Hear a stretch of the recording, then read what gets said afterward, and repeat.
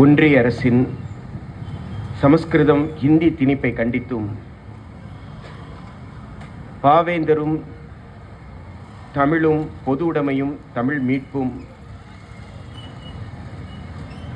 என்கின்ற அடிப்படையில் நடக்கக்கூடிய விளக்க கூட்டத்தினுடைய தலைவர் தோழர் பாமுகிலன் அவர்களே, வரவேற்புரை ஆற்றி அமர்ந்திருக்கக்கூடிய தோழர் நற்றமிழ் அவர்களே, நோக்க உரை ஆற்றி அமர்ந்திருக்கக்கூடிய தோழர் சின்னப்பா தமிழர் அவர்களே, கருத்துரை ஆற்றி அமர்ந்திருக்கக்கூடிய தோழர் முனைவர் இளமாறன், தபசிகுமரன், மணிசேகரன் உள்ளிட்ட பல்வேறு அமைப்புகளை சார்ந்த தோழர்களே, நண்பர்களே, இங்கே பாடல்கள் பாடி இந்த கூட்டத்தை சிறப்பாக தொடங்கி வைத்திருக்கக்கூடிய பாவலர்களே, இந்த கூட்டத்திலே பங்கேற்றிருக்கக்கூடிய பெருமக்களே, பகுதிவாழ் பெரியோர்களே, நண்பர்களே, தோழர்களே, உங்கள் அத்துணை பேருக்கும் என்னுடைய வணக்கம்.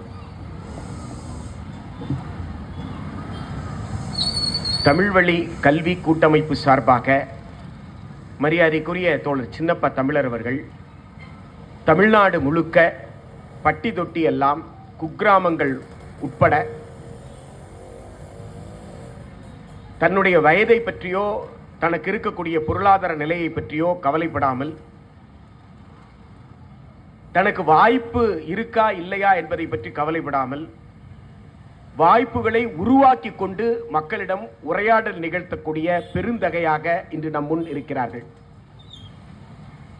1980கள் தொடங்கி 2000-2010 வரைக்கும் தலைநகர் தமிழ்ச்சங்கம் உள்ளிட்ட பல்வேறு அமைப்புகள் வீறு கொண்ட அமைப்புகளாக இருந்தது. ஐயா இளமாறன் அவர்கள் இங்கே இருக்கிறார்கள். இங்கே முகம்மாமணி அவர்கள் இருந்தார்கள்.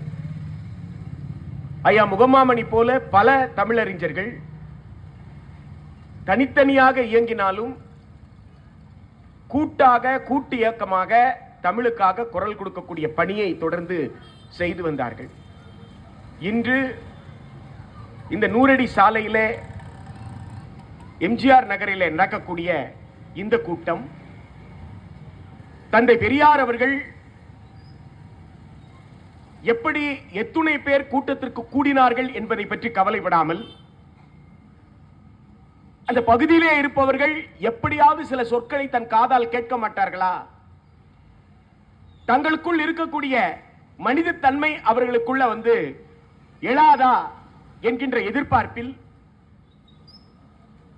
தன்னுடைய 94 வயது வரை தான் இறப்பதற்கு 72 மணி நேரத்துக்கு முன்னாடி கூட ஒரு பொதுக்கூட்டத்தில், கடைசியாக ஒரு பொதுக்கூட்டத்தில் பேசிவிட்டு, இதே தியாகராய நகர் பகுதியில் ஒரு பொதுக்கூட்டத்திலே பேசிவிட்டு தான் போய் இறக்கிறார் என்று சொன்னால், மனிதர்களாக வாழக்கூடியவர்கள், சிந்திக்கும் ஆற்றல் பெற்றவர்கள், சிந்தனை எப்பொழுது நின்று விடுகிறதோ அப்பொழுதே வள்ளுவன் சொல்வதை போல் மரம் மக்கள் ஆதலே வேறு. மரத்துக்கும் மக்களுக்கு என்னடா வித்தியாசம்னா, நாம் நடக்கிறோம், மரம் நடக்காது. அதனால்தான் ஓமை கவிஞர் சுரதா அவர்கள் கூட சொல்லுவார், தூங்குனா கூட காலாட்டிக்கிட்டே தூங்கு, புதைச்சிட்டு போயிட போறான்னு.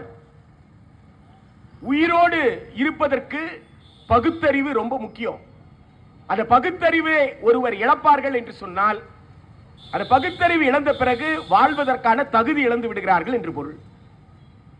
பகுத்தறிவு கொண்ட சமூகம் ஜனநாயக சமூகமாக இருக்கும். அதுதான் மக்களாட்சின்னு சொல்றோம். இந்த மக்களாட்சி என்று சொல்வதற்கு பொருள் என்னன்னு கேட்டா, மாற்று கருத்துக்கு செவிசாய்ப்பது என்று பொருள். மாற்று கருத்து, நாம் ஒரு கருத்தை முன்வைக்கிறோம், அந்த கருத்துக்கு இன்னொரு கருத்து, நேர் எதிரான கருத்து இருந்தால் கூட அந்த கருத்தில் என்ன நியாயம் இருக்கிறது என்று சிந்திக்கிற சமூகத்திற்கு பேர் பகுத்தறிவு சமூகம். ஒரு கருத்திற்கு எதிர்கருத்தே இருக்கக்கூடாதுன்னு சொன்னா அப்ப அந்த சமூகம் சர்வாதிகாரமாக, பாசிசமாக மாறுகிறது என்று பொருள். அது போர் என்று சொன்னால் கூட அது பொருந்தும். போர் என்று சொன்ன உடனே எல்லோரும் போருக்கு ஆதரவாக நிற்க வேண்டும் என்று கருதினால் அங்கே ஜனநாயகம் இல்லை என்று பொருள். இந்திய அரசமைப்பு சட்டத்திலே அவசர காலம் அறிவிப்பதற்கு ஒரு கூறு இருக்கு. அந்த அவசர காலம் அறிவிக்கப்படும் போதுதான் அடிப்படை உரிமை கூட பறிக்கப்படுகிறது. எனவே அவசர காலம் கூட இல்ல, ஆனால் போருக்கு எதிராக ஒரு கருத்து சொல்றாங்க அப்படின்னு சொன்னா ஏன் சொல்கிறார்கள் என்கின்ற நியாயத்தை காதிலே வாங்குவதற்கு கூட கடினமாக இருக்கிறது என்றால், இந்த நாடு மக்களாட்சியா என்று இயல்பான ஒரு கேள்வி எழத்தான் செய்யும்.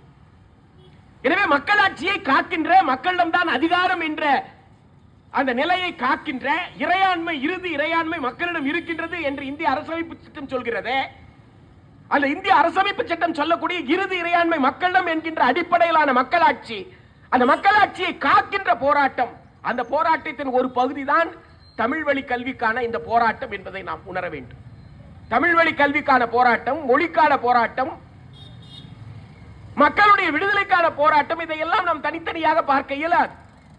இதெல்லாம் ஒன்றோடு ஒன்று சேர்ந்ததுதான்.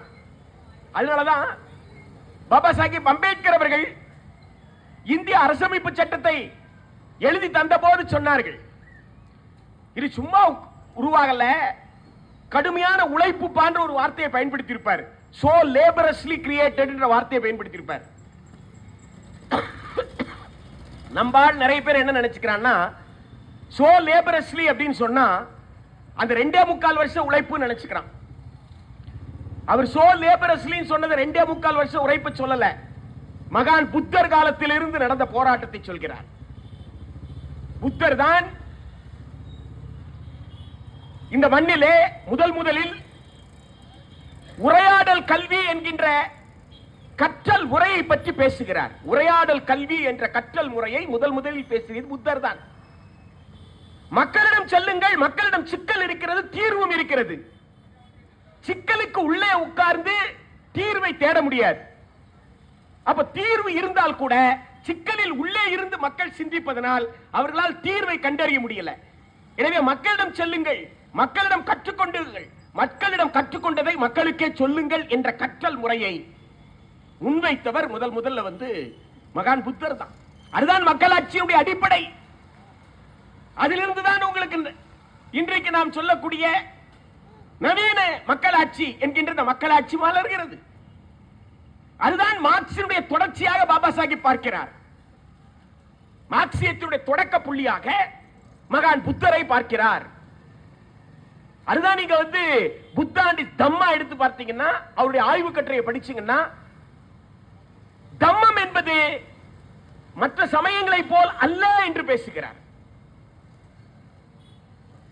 பொதுவா ரிலிஜன் அப்படின்னு சொன்னோம்னா, அந்த ரிலிஜனுக்கு எது மையம்? கடவுளை மையமாக கொண்டது மதம். ஆனால் தம்மத்திற்கு கடவுள் மையம் அல்ல என்கின்ற வேறுபாடை காட்டுகிறார். புத்தாவும் புத்தரின் தமமும் என்கின்ற அந்த அம்பேத்கருடைய ஆய்வை படிக்காமலேயே கடைசியில் அவரும் ஒரு மதம் தானப்பா மாறினாரு அப்படின்னு பேசுற ஆள் நிறைய பேர் உண்டு. அது ஒரு புரொட்டஸ்ட்.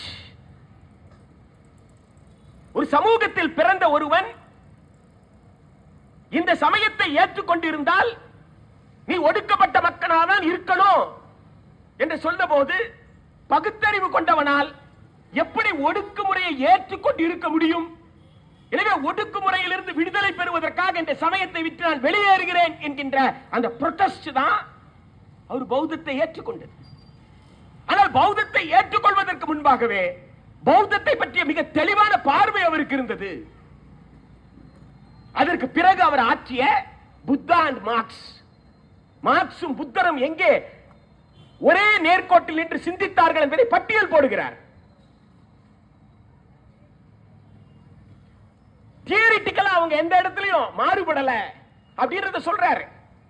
டாக்டிக்கல் லைன்ல இருக்கக்கூடிய, நடைமுறை யுக்தியில் இருக்கக்கூடிய சிக்கலை மட்டும் பேசுகிறார். இங்க இந்த இடத்துலதான் இவங்களுக்கு உண்டான வித்தியாசம் சொல்றார். அத பாபா சாஹிப் அம்பேத்கரை பொறுத்த வரைக்கும் 2500 வருஷத்துக்கு முன்னாடி காரல் மார்க்ஸ் இருந்திருந்தால் அதுதான் புத்தர்.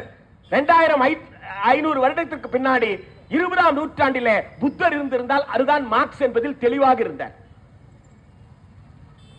எனவே மார்க்சியம் என்பது இந்த மண்ணோடு தொடர்பு இருக்கிற